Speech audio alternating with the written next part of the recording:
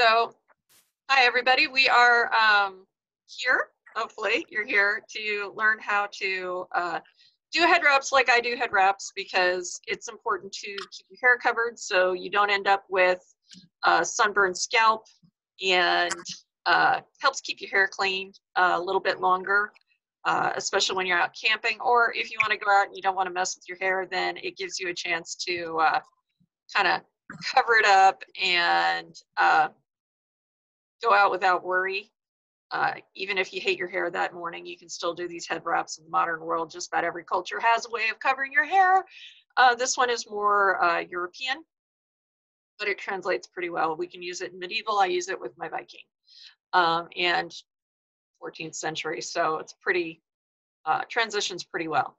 The first thing you're going to need to do is, especially if you have hair at all, is we need to tie it up. So you can do that with either a hair tie or hair clip. I'm going to go ahead and use the hair clip because it's faster. So the first thing to note here, and I'm going to turn away really quick because I want to show you where I'm doing it. I'm not doing it really low, but I'm also not doing it really high.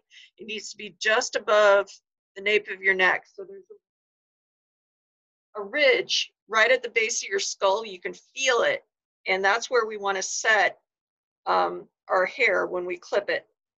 And the reason for that is we're going to be tying something under it, and we're going to be tying things over it. And if you have a lot of hair, you might want to find a different way to kind of put your hair up so it's kind of out of the way. But I'm going to turn so you can see what this looks like. So you can see it's right there. So it's not too high, not too low.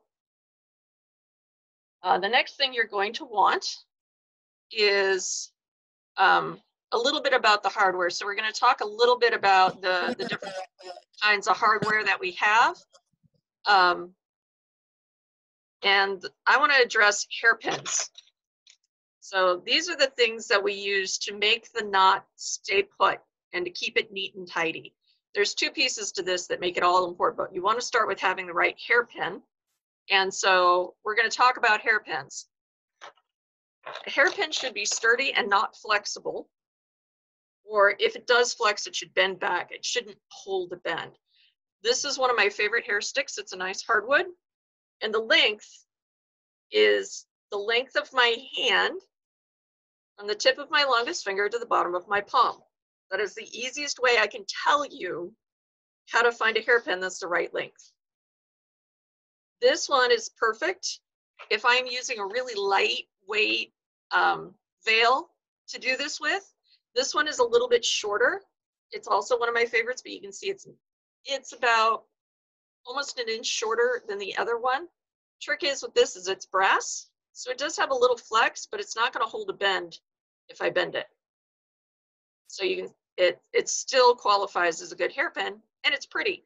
Nice thing about this is it's going to disappear into the head wrap when I'm done.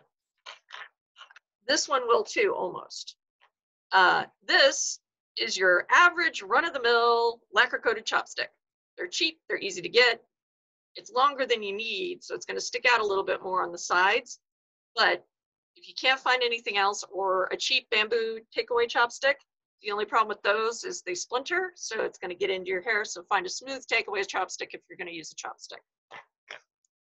This hairpin, while pretty, is not suitable for what we're going to do.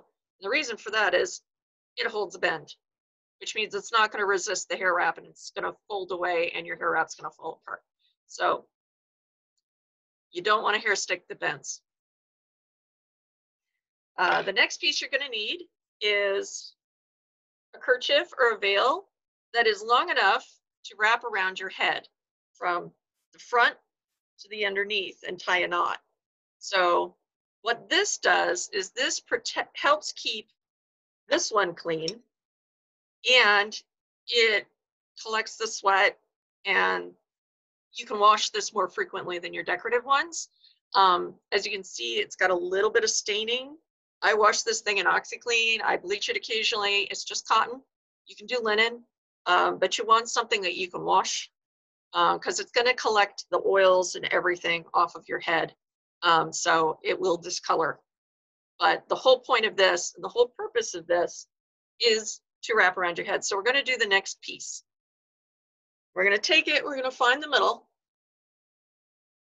And you're just going to want to start right about the middle of your forehead. And then you're going to grab the ends and kind of gather them up like a tie and pull it around. And it's okay to tie it while it's over your ears. We're going to tuck that up, but we want to make sure that all this stays in the right place. And then when you're just going to tie a knot right underneath where you pinned your hair, right at the base of your head.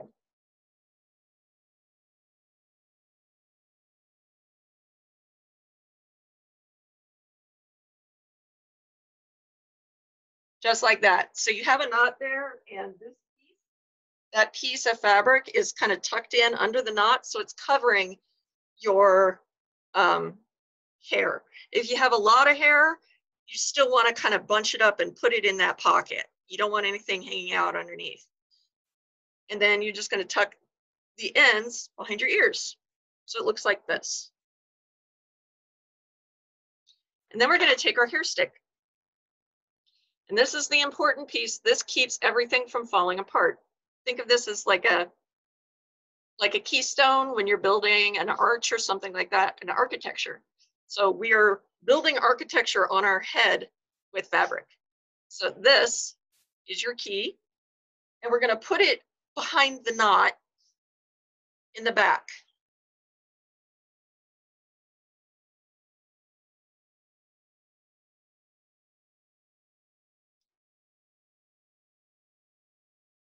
Just like that.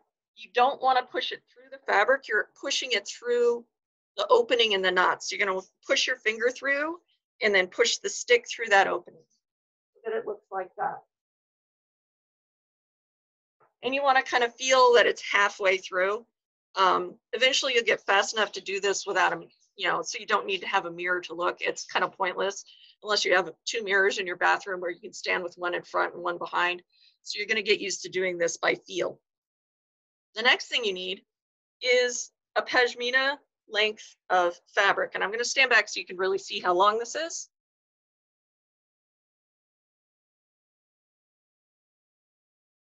So, and this is pretty light. This one is, it's actually light wool, but it's loose woven. It doesn't need to be particularly thickly woven, especially if you're wearing it in the summertime. So honestly, a pashmina works just fine. You can pick them up at your markets. You can pick them up from various reputable vendors. You can get them online. Just something soft and pretty and of a nice color that you like. Solid colors are really good. They had pattern woven fabrics, so you can do pattern woven fabrics. Basically something that you like, that you feel is pretty, and that you think will make you feel pretty if you wear it. It also helps if it matches your clothes. I'm wearing purple, so I decided to grab a purple one. So what you're going to want to do is find the middle of this. So you can fold it in half. This one kind of has a crease where the middle is from being folded. And then you will fold it over. So the width of it, you're going to fold it back. So it's about a third. You're going to fold back about a third, and that's going to sit on top of your head. So you want the folded piece on the inside, and we're going to put this on. So you're going to want to keep that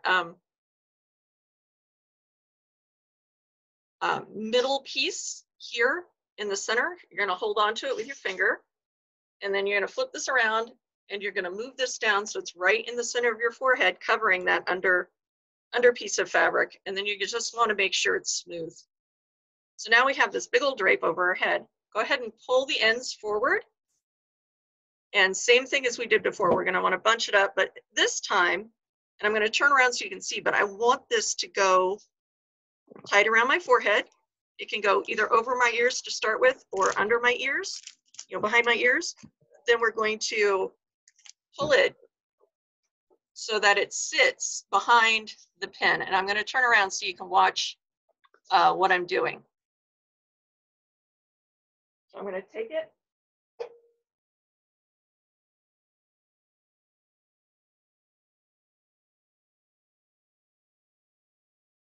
So you can see how it kind of goes around my head, the base of my head, and behind the pin. So the pin is still on the outside.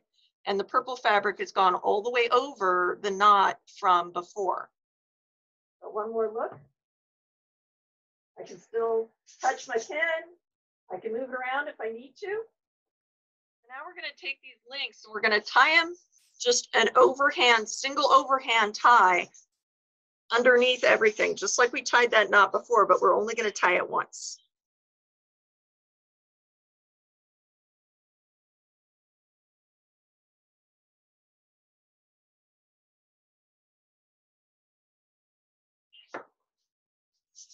And that's all you do, but you want it tight. So this is comfortable. Don't tie it so tight you're going to give yourself a headache, because pressure headaches are the worst kind of headaches, and you've only yourself to blame if you end up with a pressure headache from tying these things too tight. Don't worry if it's over your ears, because you're going to be able to push it back and pull your ear out at the end. So don't worry about that. So the next step we do is we take this and we're going to go, again, keeping the stick both sides on the outside, and we're going to go up toward the top of the head. We're going to tie another single overhand tie.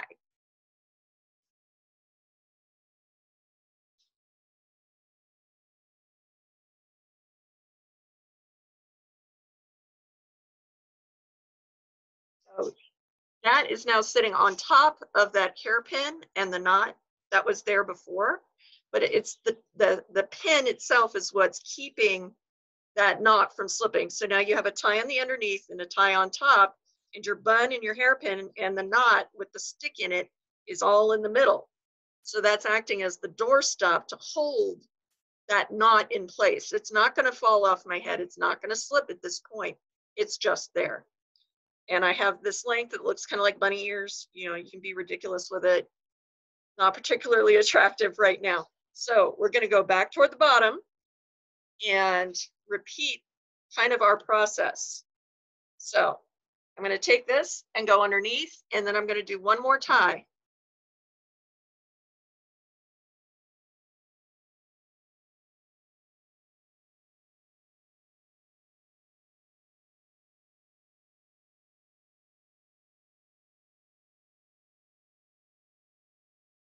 So what I did there was a single overhand, but when I brought it down, I brought it across the middle of the bun and I pulled it tight after doing a single tie. So it's still there, it's still tied. And now what I'm going to do with these ends is I'm going to take them and I'm going to tuck them up into the fold of the bun. And there's no real set way to do it. Just do it in a way that makes it feel secure and keeps these ends from dangling around and getting in your way.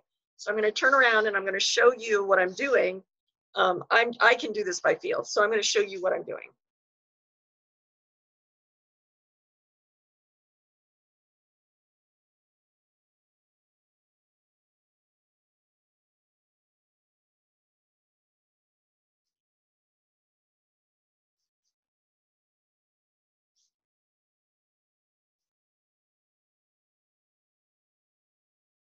So the ends are all tucked in. That bun is not going anywhere. That knot is not going to go anywhere. I can shake my head and it's still there. This will stay for hours. I don't really need to do anything extra to it to have it stay for hours. Some people have slicker hair. So I'm going to do the next part, and the next part involves about a 2-yard length of trim. Something comfortable. It doesn't need to be too wide. This one is just close to an inch. It's about 3/4 of an inch wide, and it's just simple ankle woven trim. You want something that's very flexible, not too stiff. I got some dealy bops hanging out. That's okay. They're decorative. We'll call them decorative dealy bops. Tassels. Anyway, and that's okay. Tassels are fine. You can have dangly bits. You can tie this up so that you've got things that dangle and look pretty. Right now, though, I could leave the house, go out for an evening, and be just fine. Put some jewelry on. I've done it before. I've gone to work like this. So I'm going to pull my ears out from under. So I'm just going to tuck this piece in, pull it off my ears, tuck it, So everything, as you can see, I still have access to the nape of my neck. This is all set in place. You can kind of see the fold of that under wrap there. And now with the tie, I'm going to hold about 4 or 5 inches in reserve here, and then hold it at the base of my neck right here. And while I'm doing that, I'm then going to take this piece and go right over the top of my head, like flat top of my head. Come back down here and come up, and then pull it around. And then the next one with this piece, I'm still holding onto my tie. I'm going to take this piece, go behind my ear again, then kind of go in the middle of that space that I've made of fabric. Still holding onto the tie, pulling this back around. And now I'm going to go across that middle front. Tuck it behind, and then I'm just going to tie it off.